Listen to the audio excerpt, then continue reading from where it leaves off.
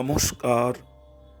কৃষ্ণপ্রেমী গুণী শ্রোতাজনেরা, একটি প্রাচীন রহস্য, এক গোপন ঈশ্বর এবং পুরীর জগন্নাথ দেবের অবিশ্বাস্য ইতিহাস আজ আপনাদের শোনাব।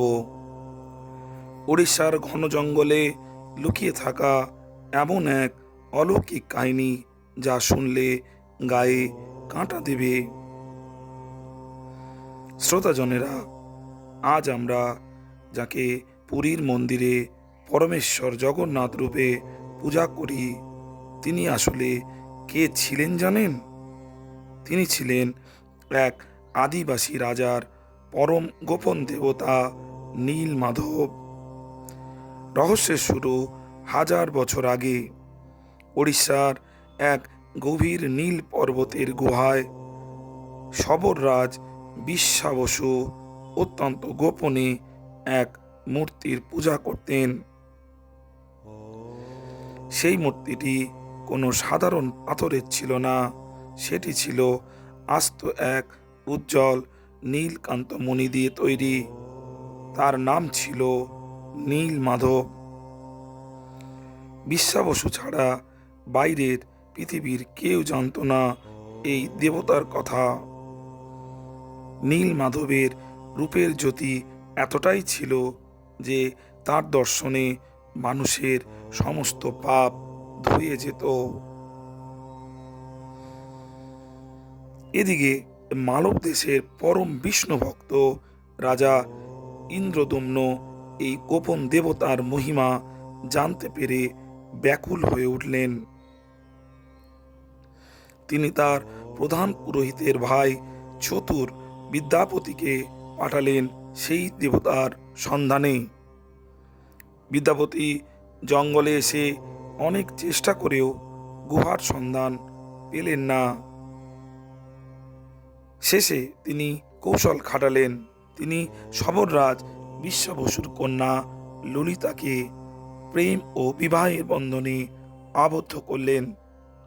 স্ত্রীর আবদারে অবশেষে বিশ্বা বসু বিদ্যাপতিকে নীল মাধবের কাছে নিয়ে যেতে রাজি হলেন, কিন্তু এক শর্তে, বিদ্যাপতির চোখ কাপড়ে শক্ত করে বেঁধে দেওয়া হবে যাতে তিনি পথ চিনে রাখতে না পারেন।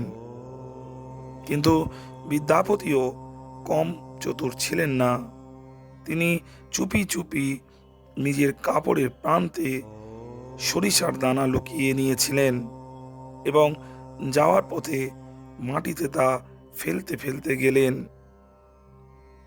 কয়েক মাস পর যখন বর্ষা এলো, সেই সরিষা দানা থেকে গাছ গজিয়ে উঠল এবং বিদ্যাপতি নীল মাধবের গোপন গুহার পথ চিনে ফেললেন।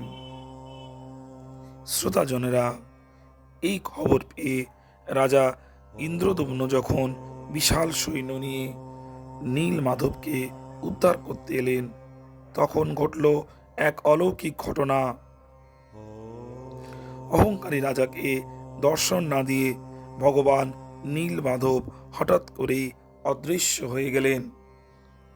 রাজা শোকে ও অনুতাপে ভেঙে পড়লেন। তখন ভগবান রাজাকে স্বপ্নদেশ দিলেন, আমি নীলকান্ত মণিরূপে আর ফিরব না, কিন্তু সমুদ্রের জলে ভেসে আসা এক বিশেষ পবিত্র কাঠ, যার নাম দারু কাঠ রূপে আমি আবার আসব।